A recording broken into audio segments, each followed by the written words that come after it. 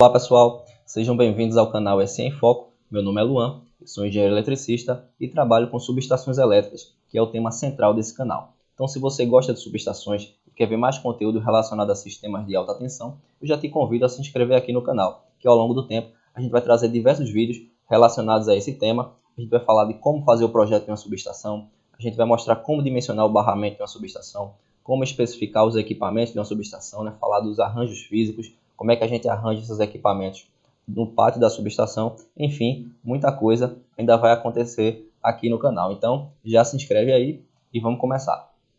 Hoje a gente vai falar sobre os transformadores de corrente. E o que é um transformador de corrente? Bom, transformador de corrente nada mais é do que um equipamento de interface entre dois circuitos diferentes, sendo o primeiro circuito, ou seja, o circuito primário, é um circuito de elevada corrente e pode ser ou não também de alta tensão. Já o seu circuito secundário é um circuito de baixa corrente, que para um TC, essa corrente ela é padronizada em 5 amperes. Então, o TC ele tem esse papel importante de compatibilizar a corrente do circuito primário com a corrente que é recebida pelos equipamentos de medição e proteção que são instalados na casa de comando. E quais são os tipos de TC? O primeiro TC é um TC tipo barra. Seu enrolamento primário é formado por uma barra que é envolvido pelo núcleo ferromagnético, e nesse núcleo ferromagnético a gente tem também conectado o seu enrolamento secundário.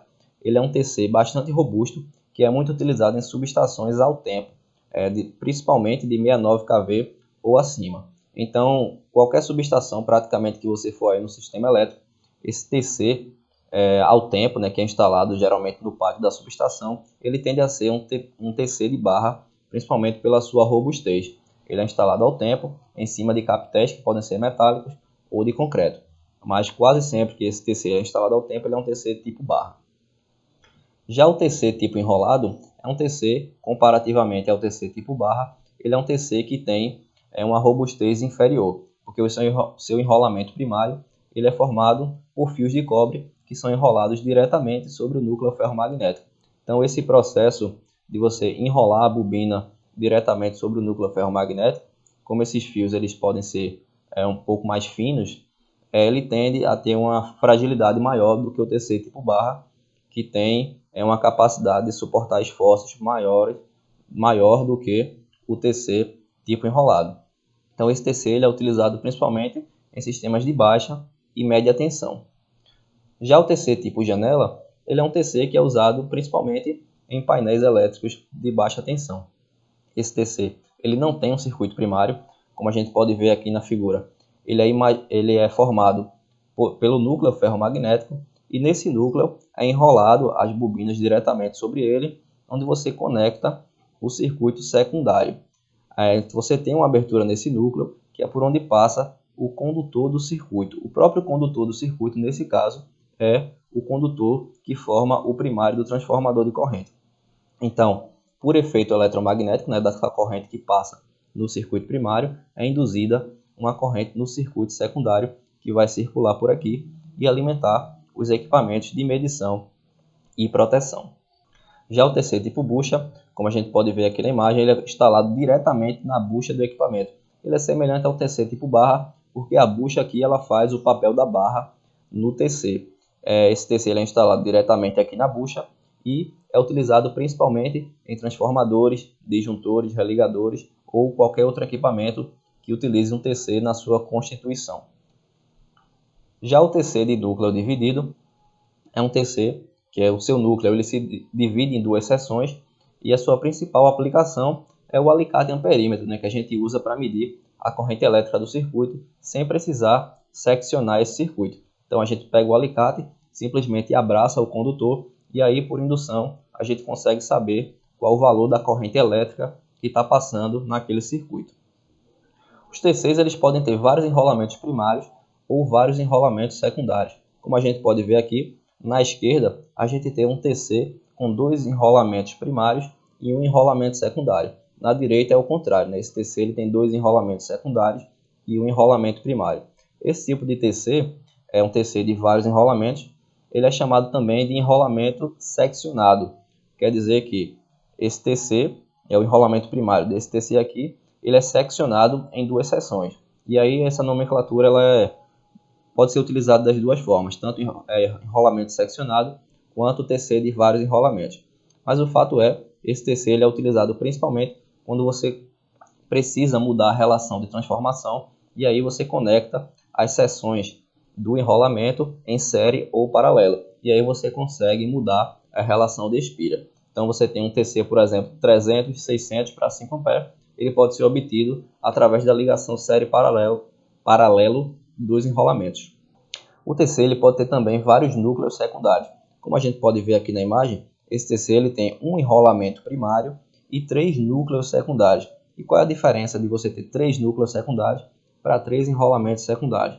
No caso anterior, os enrolamentos secundários eles estão no mesmo núcleo e eles são usados apenas para a ligação série-paralelo e aí você obtém relações de transformação diferentes. Já aqui, um TC de vários núcleos secundários, a gente tem como se fossem 3 TCs diferentes. Então imagine que numa carcaça dessa, aqui onde a gente tem um TC, a gente pode ter 3 TCs internamente. Então dentro de uma mesma carcaça, eu posso ter 3 TCs diferentes, o que pode fazer com que esse TC ele alimente cargas diferentes. Então, mesmo TC de vários enrolamentos, ele pode usar um enrolamento, um núcleo secundário no caso, para alimentar um sistema de proteção. O outro núcleo ele pode ser utilizado para alimentar um sistema de medição de faturamento. Esse outro núcleo ele pode ser usado para alimentar outro tipo de carga. Ele pode ser um núcleo reserva no caso de acontecer um problema com os dois que estão em funcionamento. Enfim, o TC de vários núcleos ele tem bastante flexibilidade e é por isso que ele é muito usado no sistema elétrico de potência. Quanto ao tipo de isolamento, o TC ele pode ser um TC isolado a óleo e um TC isolado a seco. Basicamente a diferença, além do tipo de isolamento, aqui, é que o TC isolado a óleo é um TC que é sempre instalado ao tempo e o TC a seco é um TC para subestações abrigadas. Então esse TC isolado a seco, geralmente você encontra até 13,8 kV, que é o nível de tensão onde a gente tem subestações abrigadas, e o resto desse nível de tensão a uma tensão superior, os TCs eles são isolados a óleo. Aqui a gente tem uma lista de componentes que formam um TC isolado a óleo.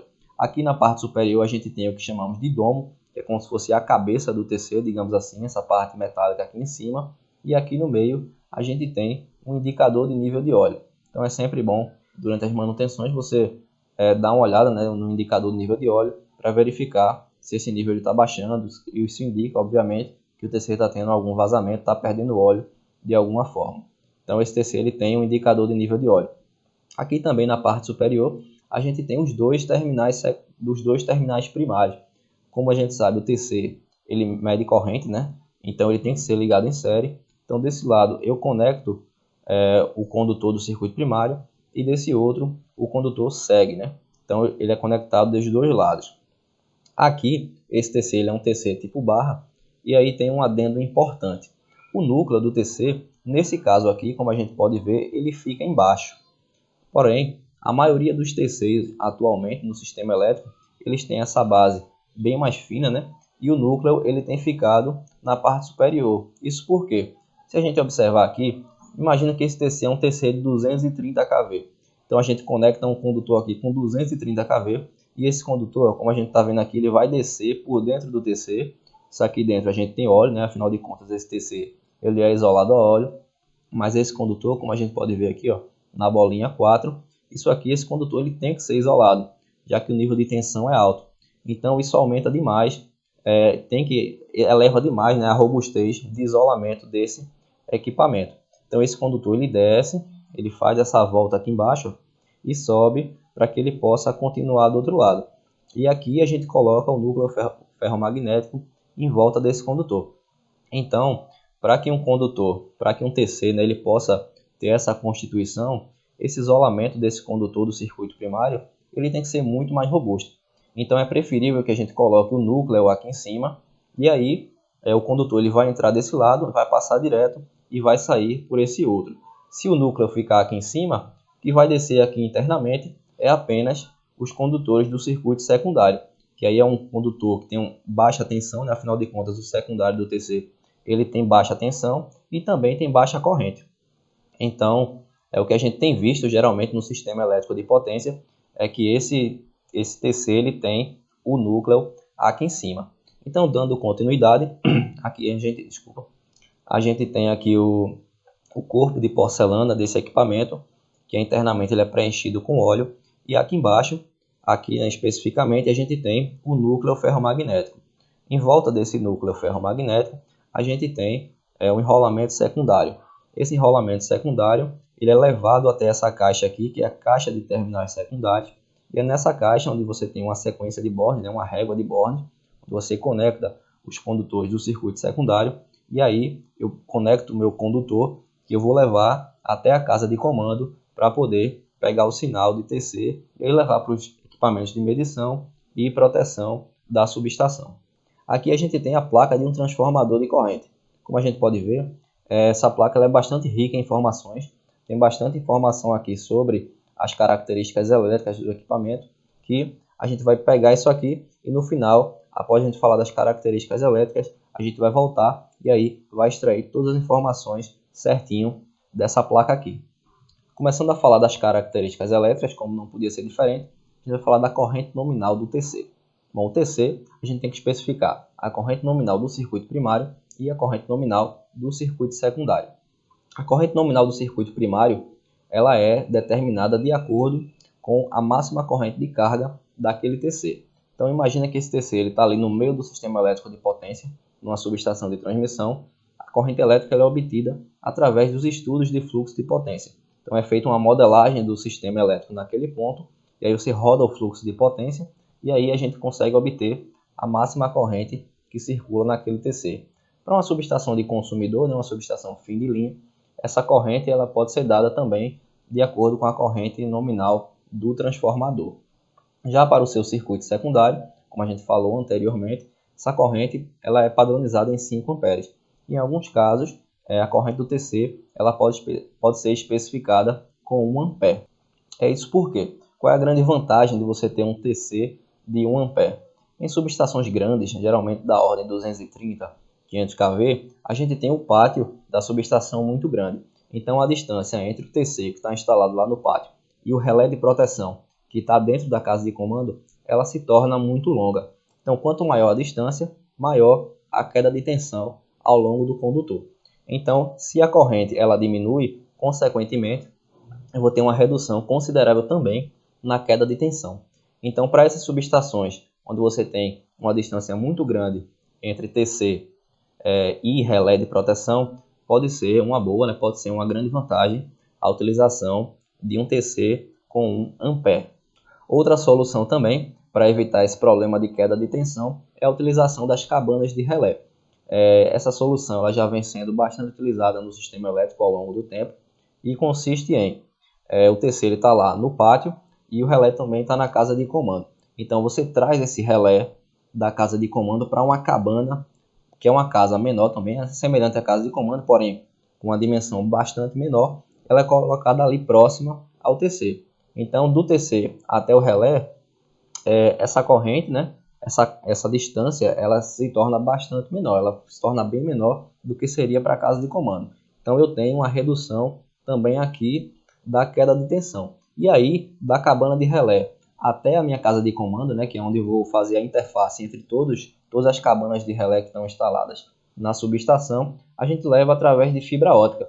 E aí a gente não tem perda por queda de tensão no meio do caminho. Então essa solução ela também é uma alternativa à redução da queda de tensão ao longo do trecho TC relé, que está na casa de comando. Aqui a gente tem uma tabela que mostra uma série de símbolos que são usados para especificar correntes nominais e relações nominais do TC. Por exemplo, o sinal de 2 pontos ele representa relações nominais diferentes. Já o hífen ele separa as correntes nominais de enrolamentos diferentes. O sinal de X, né, o vezes, como você quiser, ele é usado para separar correntes nominais que são obtidas através de ligações série paralelo dos enrolamentos do TC. E a barra ela indica várias relações nominais obtidas através da derivação no enrolamento. Aqui a gente tem uma tabela da norma, né? Na verdade é um trecho de uma tabela da norma, onde a gente tem a corrente nominal padronizada para os TCs, né? E as suas relações nominais também padronizadas. Essa tabela ela é maior, e aí se você quiser conferir realmente por inteira a tabela, é só dar uma olhada na norma. A norma que a gente está falando aqui é a NBR 6856, que é a norma brasileira que trata sobre transformadores de corrente. A gente tem mais um trecho da tabela da norma. Nesse caso aqui, são correntes nominais para TCs de duplas ou triplas relações. Essas relações, como a gente viu anteriormente pela simbologia, elas são obtidas através de ligações série paralelo. Então aqui a gente tem mais um trecho. Se você quiser conferir por inteiro essa tabela, é só dar uma olhada na norma, a NBR 6856. A carga nominal de um TC ela é dada pela soma entre os relés de proteção que estão conectados, os medidores e também os condutores de ligação. E aqui é importante salientar que é importante, né, a gente considerar os condutores de ligação na carga de um TC, porque, como a gente viu anteriormente, existem subestações em que o TC e o relé de proteção eles estão muito distantes. Então, esse condutor de ligação, a impedância dele, né, ela também se torna significante comparativamente com a carga fornecida pelo relé e também a dos medidores. Principalmente porque hoje em dia os relés eles são todos digitais, os medidores também são digitais, então a carga desses equipamentos elas são muito pequenas. Então a carga de um cabo ela se torna ali, ela tem um valor significante em relação a esses equipamentos. Então é importante considerar toda a carga que está conectada no circuito secundário, até porque o TC, por ser um equipamento que ele trabalha com exatidão, ele é um equipamento que você tem que especificar a exatidão desse equipamento, ela depende também da carga que está conectada no circuito secundário. Então, se eu especifico uma carga nominal para aquele equipamento e eu supero essa carga nominal, eu tenho uma perda de eficiência na exatidão do equipamento. Aqui a gente tem mais um trecho de uma tabela da norma, dessa vez relacionada às tensões suportáveis do equipamento. A primeira coluna ela fala da tensão máxima do equipamento. E o que é a tensão máxima do equipamento? É a máxima tensão operativa daquele sistema. Então, se eu tenho um sistema, por exemplo, de 13.8 kV, a máxima tensão operativa vai ser 15 kV, que é aquela variação de tensão que é permitida no sistema elétrico de potência. Já a segunda coluna é uma coluna que fala da tensão suportável nominal à frequência industrial. O que isso quer dizer? Essa tensão, o equipamento ele tem que suportar durante 1 minuto. Então, para cada tensão máxima operativa, a gente tem uma tensão nominal à frequência industrial relacionada e também uma tensão suportável nominal de impulso atmosférico, que, como o próprio nome diz, se caiu uma descarga atmosférica naquela subestação, essa descarga atmosférica ela deve provocar uma sobretensão de, no máximo, o valor da tensão suportável do equipamento, para que o isolamento desse equipamento ele possa suportar. A tensão secundária que surge no terminal do TC, ela é uma tensão variável que depende da corrente que está circulando naquele momento. Então imagine que a todo momento, né, o sistema ele varia a sua carga, ele varia a corrente que está circulando naquele sistema. E um TC que está instalado nesse sistema, ele também tem sua corrente que está passando por ele, variando. Então a corrente do circuito secundário, a todo momento, ela vai estar variando e essa tensão que é induzida no circuito secundário também. E essa tensão, ela depende, obviamente, dessa corrente que está circulando e da impedância que está conectada. Tanto a impedância interna do TC, quanto a impedância de carga. O fator de sobrecorrente é o fator que você pode multiplicar a corrente primária nominal do TC e você obtém a máxima corrente que pode circular naquele equipamento sem fazer o núcleo do TC saturar. Então, para um TC de proteção, o fator de sobrecorrente ele sempre é especificado igual a 20. Já para um TC de medição, o fator de sobrecorrente ele depende da corrente de excitação e da corrente secundária daquele equipamento. Então, existe essa relação aí que a gente está vendo aqui, que é que o fator de sobrecorrente ele tem que obedecer. Porém, os fatores de sobrecorrente para TCs de medição, quase sempre eles são especificados iguais a 4. Normalmente ele está numa faixa ali entre 4 e 6, porém o que a gente tem visto quase sempre nos projetos é que os TCs eles tenham esse fator de sobrecorrente especificado igual a 4. O fator térmico nominal de um TC nada mais é do que o equivalente a um fator de serviço para motores elétricos. Então esse fator de sobrecorrente ele é aquele fator onde a gente pode multiplicar a corrente primária nominal e aí você tem o valor da corrente que o TC ele pode conduzir sem prejuízo à isolação, né? Isso em regime permanente. Então o fator de sobrecorrente ele varia de 1 a 2 e geralmente ali ele está na faixa de 1.2, 1.3, nada mais do que isso. A frequência nominal, obviamente, como a gente está aqui no Brasil, a frequência nominal ela é 60 Hz em qualquer instalação. Se você for fazer um projeto que a frequência seja diferente, obviamente, você tem que adequar a frequência, que deve ser 50 Hz em outro local. A corrente térmica nominal de um TC nada mais é do que a corrente de curto-circuito simétrica, né, que esse equipamento ele tem que suportar durante 1 segundo sem prejuízo à sua isolação. Então, essa corrente nominal, geralmente, ela é obtida através dos estudos de curto-circuito. Quando você faz o projeto de uma subestação, existe uma série de estudos, né, que são feitos, e um deles é o estudo de curto-circuito. Nesse estudo, o objetivo dele é determinar a máxima corrente de curto naquele ponto de instalação da subestação no maior horizonte possível. Então, essa corrente suportável, né, do TC, corrente térmica suportável, ela tem que ser maior do que aquela corrente de curto prevista naquele ponto no maior horizonte possível, para que daqui a 5, 10 anos, essa corrente, esse equipamento, ele não seja superado pelo aumento do curto-circuito no sistema, que é um aumento frequente, né? Geralmente, quanto mais carga entra no sistema, essa corrente ela tende a ir aumentando ao longo do tempo. Já a corrente dinâmica é o valor de impulso da corrente que o TC ele pode suportar. Então, a relação entre a corrente térmica e a corrente dinâmica é de 2,5. Então, basta a gente fazer o estudo de curto-circuito, pegar aquele valor da corrente térmica, multiplicar por 2,5 e aí a gente obtém o valor da corrente dinâmica que o TC ele tem que suportar.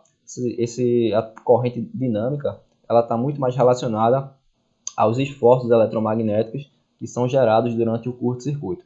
A corrente térmica ela está relacionada ao aquecimento, ou seja, à isolação, e a corrente dinâmica aos esforços mecânicos que essa corrente ela gera durante o curto-circuito. A distância de escoamento, como a gente pode ver aqui, nada mais é do que a distância sobre a superfície do equipamento de dois pontos onde estão estabelecidos a tensão fase terra naquela instalação. Então imagina que esse TC, a gente tem aqui os terminais primários, você conecta o cabo desse lado e desse lado. Então essa parte aqui de cima, que é metálica, ela está toda energizada.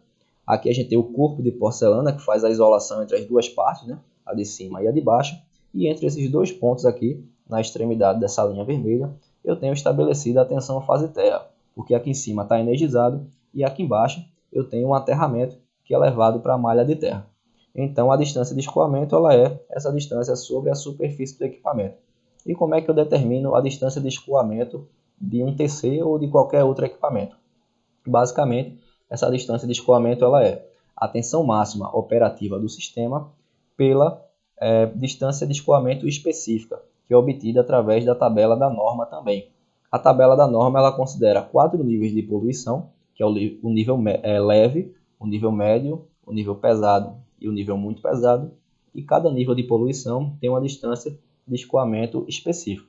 Então eu pego nessa tabela o valor da distância específica e multiplico pelo valor da máxima tensão operativa para obter a distância de escoamento total daquele equipamento. A exatidão de um equipamento nada mais é do que o erro esperado durante a conversão eletromagnética. Então imagine que eu tenho uma corrente no circuito primário, uma relação de espiras e uma corrente no circuito secundário. Então essa corrente do circuito secundário, para um TC ideal, ela deveria ser a corrente do circuito primário dividido pela sua relação de transformação. Porém, para um TC real, que existem impedâncias internas, existem perdas, essa corrente ela é um pouco diferente da corrente imaginária, da corrente ideal. Então, essa diferença entre a corrente real e a corrente nominal, ela é justamente a exatidão, né? Esse erro que o TC apresenta. Então, para TCs de medição, esse erro ele tem que ser muito menor e a classe de exatidão, ela consequentemente, ela é muito menor. Já para um TC de proteção, eu posso ter uma classe de exatidão bastante elevada, da ordem de 10%. Como a gente está vendo aqui, o TC de proteção ele pode ser 5% ou 10%, mas como o TC de proteção ele não tem essa exigência por uma exatidão tão precisa, então sempre quase todo TC, eu nunca vi, por exemplo, um TC de exatidão 5%. Todo TC que é especificado no sistema elétrico de potência para a proteção, ele tem uma exatidão igual a 10%. Já para TC de medição, a norma ela recomenda que o TC para medição de faturamento, ele tenha classe de exatidão 0,3. Os demais TCs, né, as demais aplicações, elas podem ter diversas classes de exatidão. Aqui a gente colocou alguns exemplos sobre o que utilizar. Né? Por exemplo, a classe 0,1 ela é utilizada para calibração de instrumentos em laboratório. Essa classe de exatidão ela não é regulamentada, né? Ela não é especificada pela norma, a norma não considera. Ela é uma classe que foi desenvolvida apenas para essas calibrações em laboratório. É uma coisa mais precisa realmente que os fabricantes desenvolveram para fazer testes em laboratórios, enfim, calibrações, uma série de testes. A 0,3, como a gente viu, é para medição de faturamento. Todo TC que ele é especificado para medição de faturamento, ele deve ter classe de exatidão 0,3. Já o TC de 0,6, a gente tem essa indicação aí para medição de custos industriais. TC de 1,2 e o TC de exatidão 3, eles têm outras aplicações. Mas como a gente falou anteriormente, a única coisa que a norma recomenda é que o TC de medição de faturamento ele tenha 0,3. As demais aplicações aí vai depender do projetista, vai depender da empresa, da filosofia do projeto naquele momento, para que você possa determinar a melhor classe de exatidão para aquele projeto. Já aqui, a gente fala como designar um TC. Você já deve ter visto em alguma literatura técnica, algum memorial descritivo, alguma parte de um projeto, enfim. É um TC designado, por exemplo, um TC 03C200. E o que é que isso quer dizer? Bom, para TC de medição, os TCs eles são designados da seguinte forma. Primeiro, a classe de exatidão, depois a letra C, né, que é de carga, e por último, a sua carga secundária. Então, o TC 03C200 quer dizer que esse TC ele tem classe de exatidão 0,3 e tem uma carga de 200 VA. Se fosse 03C100, quer dizer que ele seria classe de exatidão 0,3 para faturamento e uma carga de 100 VA, e assim por diante. Já para um TC de proteção, é especificado da seguinte forma: a exatidão mais a letra A ou B e a tensão secundária. Então, o TC 10A400 quer dizer que esse TC ele tem classe de exatidão 10, mais a letra A, que é um TC de alta impedância, e a sua tensão secundária é de até 400 VA. Se fosse a letra B, aqui no caso, quer dizer que o TC ele tem baixa impedância. Essa é a única diferença. Voltando aqui para a placa de identificação do TC, a gente já consegue, né, visto tudo esse conteúdo que a gente passou hoje aqui, a gente consegue extrair bastante informação. Então imagine que você estivesse numa subestação, você precisasse fazer um projeto de uma subestação antiga que não tem muita informação, não tem muito arquivo, não tem PDF, enfim, não tem documentos editáveis, enfim, você não tem tanta informação e aí você precisa obter o máximo de informação possível dos equipamentos. Então você vai lá no pátio da subestação e tem esse TC com essa placa. Aqui a gente pode ver, a gente consegue tirar bastante informação aqui. Por exemplo, essa primeira linha, que é uma linha do fabricante, né, que é código do equipamento, enfim, isso aqui só diz respeito ao fabricante. Mas aqui na segunda linha, o primeiro dado que a gente tem é a tensão máxima do equipamento. A tensão máxima, como a gente viu anteriormente, é a tensão máxima operativa. Então, quer dizer, se essa tensão máxima operativa ela é de 36,2 kV, então quer dizer que esse TC, se a gente for olhar na tabela da norma, ele é um TC para uma tensão nominal de 34,5 kV. Então, sua tensão máxima operativa ela é de até 36,2 kV. Já aqui do lado, a gente tem um nível de isolamento do equipamento. Então, esse TC ele deve suportar 70 kV de tensão industrial, ou seja, durante 1 minuto ele tem que suportar 70 kV, e para uma descarga atmosférica ele tem que suportar até 200 kV. A norma desse TC, como a gente viu, é a NBR 6856 de 92, né? Esse TC ainda obedece uma norma antiga, essa norma ela já foi revisada, já existe uma norma bastante atual em relação a essa aqui.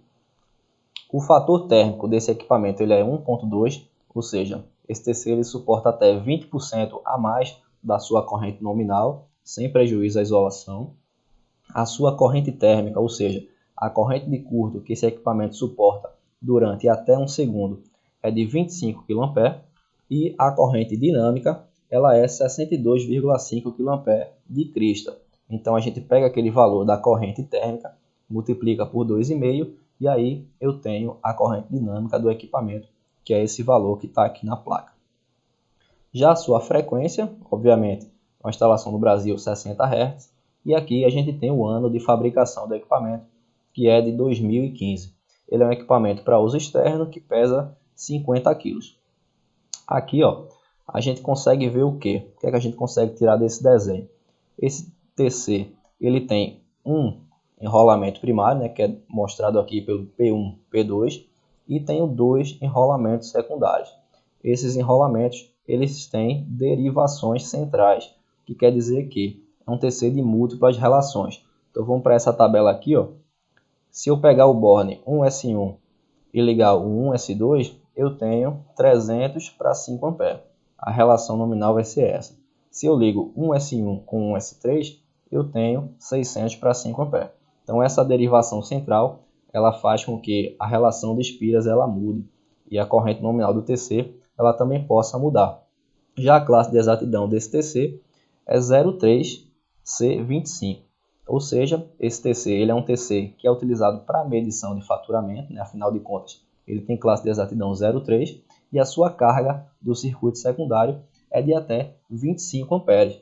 Então, veja só que a placa do TC ela traz bastante informação sobre as características elétricas desse equipamento, até mecânicas, né? Afinal de contas, a gente tem o peso do equipamento aqui também. As demais informações de um TC, de qualquer equipamento, ela vem na folha de dados que é enviada pelo fabricante na hora da compra do equipamento. Bom, pessoal, eu espero que vocês tenham gostado do vídeo. Esse foi o transformador de corrente. É claro que vão ter outras oportunidades onde a gente vai falar mais sobre esse equipamento, vai trazer mais informações, vai mostrar como especificar de fato o transformador de corrente, mas eu acho que aqui a gente já conseguiu reunir bastante informação legal sobre esse equipamento. Então eu já peço para você se inscrever aqui no canal, curtir o vídeo também e compartilhar com quem interessar esse vídeo, né? Quem gostar desse tipo de conteúdo já compartilha, que isso pode ajudar muita gente também. Caso tenha ficado alguma dúvida, pode comentar aí embaixo, que aí eu vou tentar responder na medida do possível. E se for alguma dúvida mais elaborada, alguma coisa que você queira mandar, pode mandar para dúvida@seinfoco.com.br, que com certeza eu vou te responder, beleza? Então eu fico por aqui e eu vejo vocês no próximo vídeo.